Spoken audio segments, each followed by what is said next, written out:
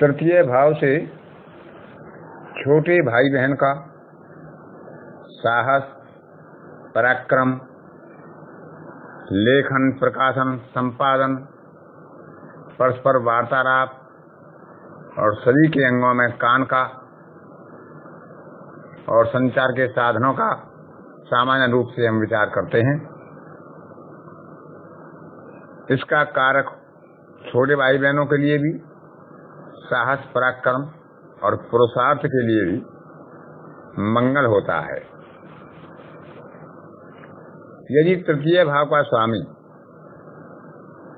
और तृतीय भाव का कारक मंगल दोनों एक साथ केंद्र त्रिकोण में युति करके बैठते हैं या अपने ही भाव में बैठते हैं तो तृतीय भाव का उत्तम फल प्रदान करते हैं। लेकिन यदि दोनों का योग पाप ग्रहों से हो, 6, 8, 12 में हो या पाप ग्रहों की राशि में पाप ग्रहों की दृष्टि में हो तो साहस पराक्रम में कमी और भाई बहन के सुख में भी कमी आती है। यदि तृतीय भाव का स्वामी स्त्री ग्रह हो, तृतीय भाव में सम राशि हो और वहां स्त्री ग्रहों का प्रभाव अधिक हो तो हमारे बाद आने वाला छोटा भाई या बहनों में सहोदर होते हैं, उनमें बहन की प्रमुखता होती है, यानी उस जातक के बाद अगला जन्म उसकी बहन का होता है। यदि इसी की स्थिति में तृतीय पुरुष ग्रह हो, तृतीय भाव और पुरुष ग्रहों का प्रभाव हो, विषम राशि हो तो जातक के बाद आने वाला जो सहोदर होता है तो भाई होता है। कुछ शास्त्रकारों का विचार ये भी है यदि तृतीय भाव के जो स्पष्ट अंश होते हैं, जो भाव मध्य होता है, यदि वह चंद्रमा की होरा में होता है और उस पर स्त्री ग्रहों का प्रभाव होता है तो जातक के बाद बहन का जन्म होता है। यदि वहां सूर्य की होरा हो तृतीय भाव में और पुरुष ग्रहों की प्रधानता हो तो जातक के बाद आने वाला अगला भाई होता है। तृतीय भाव का स्वामी और कारक मंगल यदि पापग्रस्त हों, अशुभ भाव में हों, शत्रु राशियों में हों तो भाई के लिए कष्ट और छोटे भाई बहनों की हानि का संकेत देते हैं। केंद्र में हो, त्रिकोण में हो या अपनी उच्च राशि में हो या अपनी राशि में हो तो भाई बहन से सुख की प्राप्ति का संकेत होता है। तृतीय भाव में सूर्य का होना बड़े भाई के सुख में या बड़ी बहन के सुख में कमी करता है। तीसरे भाव में शनि का होना छोटे भाई बहनों की हानि करता है और यदि पाप दृष्ट मंगल हो, अपने घर का या उच्च का ना हो, तृतीय भाव में स्थित हो तो वह छोटे और बड़े दोनों भाई बहनों के लिए अनिष्टकारक होता है। लगन के अंतिम अंश में, तिथि के अंतिम भाग में, दिन के अंतिम भाग में और चर अंश में जन्म होना इस बात का संकेत होता है कि वह अपने माता पिता की अंतिम संतान हो सकता है। उसके बाद किसी भाई या बहन का जन्म ना हो और यदि हो तो वह बहुत लंबी आयु वाला ना हो। इसमें कम से कम 3 भागों का मिलना जरूरी है: लग्नांत, तिथ्यांत, दिनांत और चरांत। लग्नांत का अर्थ है कि 29 डिग्री पर लग्न हो, यानी 29 अंश बीत गए हों। तिथ्यांत का मतलब है कि तिथि के अंतिम घड़ी में जन्म हो। दिनांत का अर्थ है कि सूर्य अस्त के थोड़ा पहले या सूर्य उदय के थोड़ा पहले जन्म हो। और चरांश का अर्थ है कि नवांश हो। इस प्रकार यदि 3 स्थितियां मिल जाती हैं तो उसके बाद छोटे भाई बहन के जन्म में कष्ट होता है या छोटे भाई बहन का सुख से नहीं होता है। तृतीय भाव में यदि चंद्रमा हो, मंगल और गुरु की युति 12वें भाव के साथ हो, 12वें भाव के स्वामी के साथ हो, तो उसे एक भाई का सुख मिलता है। चंद्रमा पर यदि पुरुष की दृष्टि होगी तो वह भाई होगा, और यदि स्त्री ग्रह की दृष्टि होगी तो वह छोटी बहन होगी। इसको एक बार फिर ध्यान दें कि तृतीय भाव में चंद्रमा हो और 12वें भाव के स्वामी के साथ मंगल और गुरु एक साथ बैठे, तो उसे एक सहोदर का, एक छोटे भाई बहन का सुख होता है। और चंद्रमा पर यदि पुरुष ग्रह की दृष्टि होगी तो भाई का सुख होगा, और स्त्री ग्रह की दृष्टि होगी तो बहन का सुख होगा।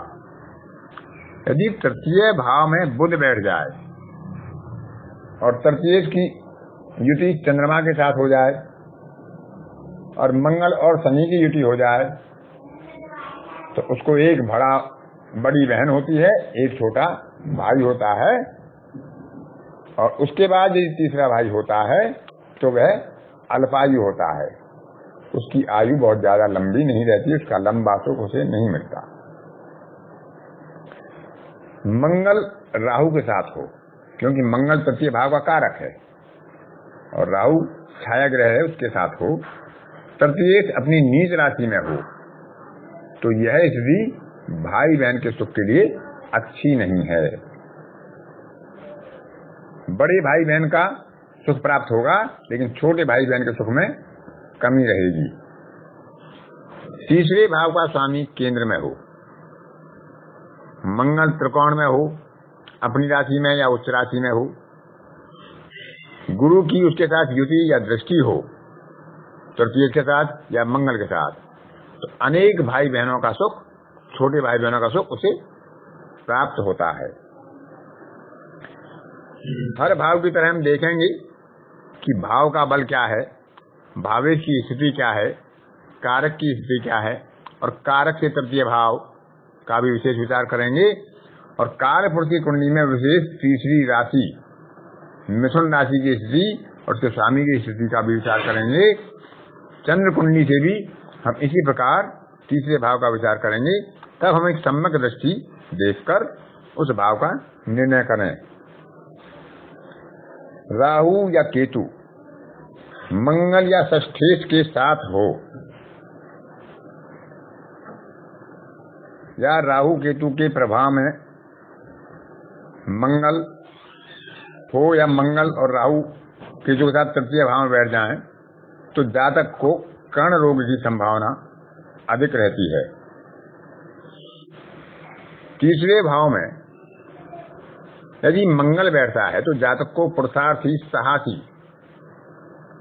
बनाता है। शनि यदि वहां बैठता है तो जातक को साहसी तो बनाता है, लेकिन उसके अंदर एक सुरक्षात्मक भावना पैदा कर देता है। इसको एक उदाहरण से समझ सकते हैं कि एक जातक के भाव में तृतीय भाव में शनि है, एक जातक के तृतीय भाव में मंगल है। तो यदि कोई तीसरा जातक कहीं पानी में डूब रहा हो तो जिसकी कुंडली में तृतीय भाव में जातक के मंगल है, वह निसंकोच पानी में कूद जाएगा, अपने साहस का प्रदर्शन करेगा, उस जातक की रक्षा के लिए अपने आप को झोंक देगा। लेकिन जिसके भाव में तृतीय भाव में शनि बैठा है, वह संकोचात्मक और सुरक्षात्मक दृष्टिकोण अपनाएगा और वह सोचने में विलंब करेगा।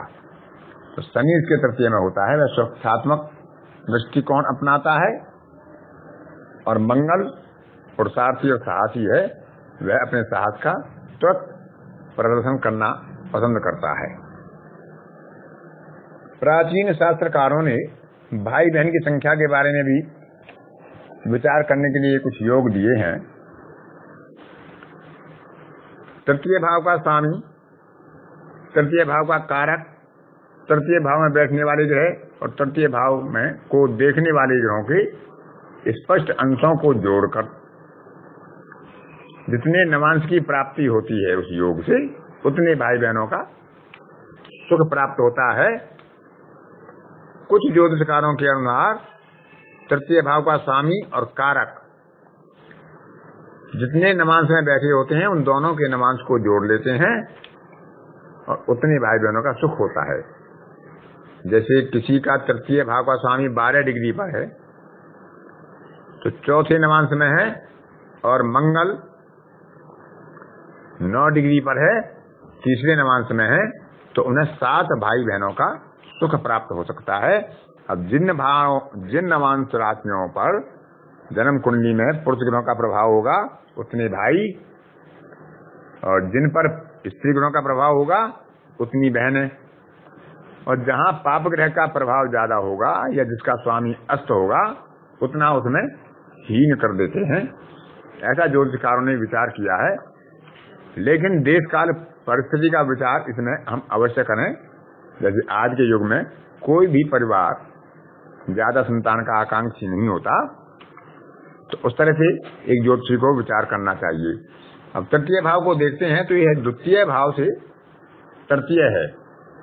द्वितीय भाव का स्वामी यदि तृतीय में बैठता है तो वो द्वितीय से द्वितीय में बैठता है, तो उस जातक के लिए धन की स्थिति लगातार अच्छी रहेगी, एक के बाद एक उसे धन की उपलब्धि होती रहेगी, क्योंकि कुटुंब भाव से यह धन भाव है। चतुर्थ भाव माता का है, उससे यह 12वां भाव है। तो माता के व्यय की स्थिति, बंधन की स्थिति और गुप्त शत्रुओं की स्थिति हम तृतीय भाव से देखते हैं। पंचम भाव हमारी संतान का है, बुद्धि का है, उससे ये 11वां भाव है। तो अपनी बुद्धि बल से कोई व्यक्ति कितना लाभ करेगा, उसकी संतान की लाभ की स्थिति, आय की स्थिति कैसी रहेगी, तृतीय भाव से विचार कर सकते हैं। छठवें भाव से यह 10वां भाव है।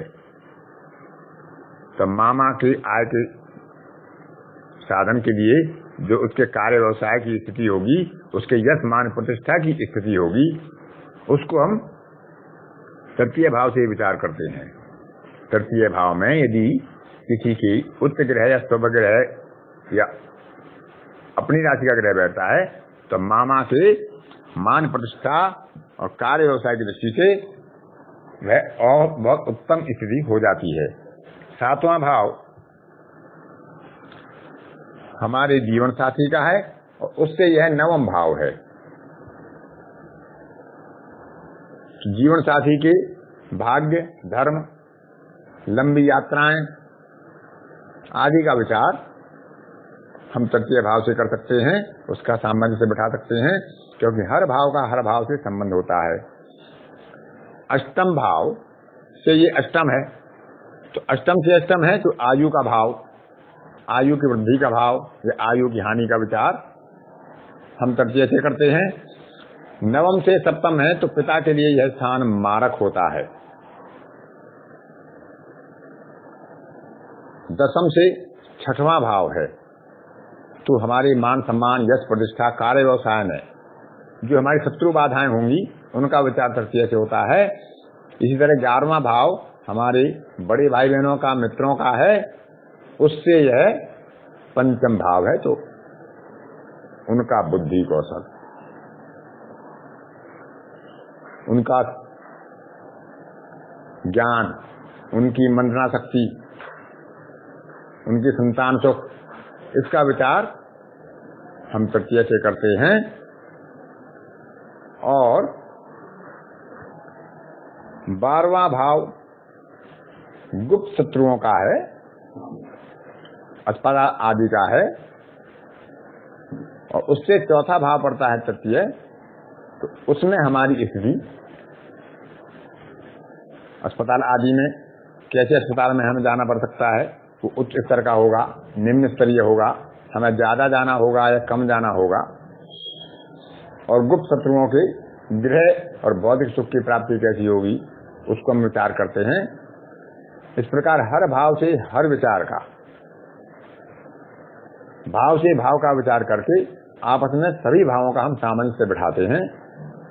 जब तृतीय भाव का विचार करें, हम किसी भाव का विचार करें तो उस पर बैठे हुए ग्रह और उस पर दृष्टि डालने वाले ग्रह और उसके साथ अर्गला बनाने वाले ग्रहों का भी और प्रतिबंधक अर्गला बनाने वाले ग्रहों का भी हम विशेष रूप से विचार करें।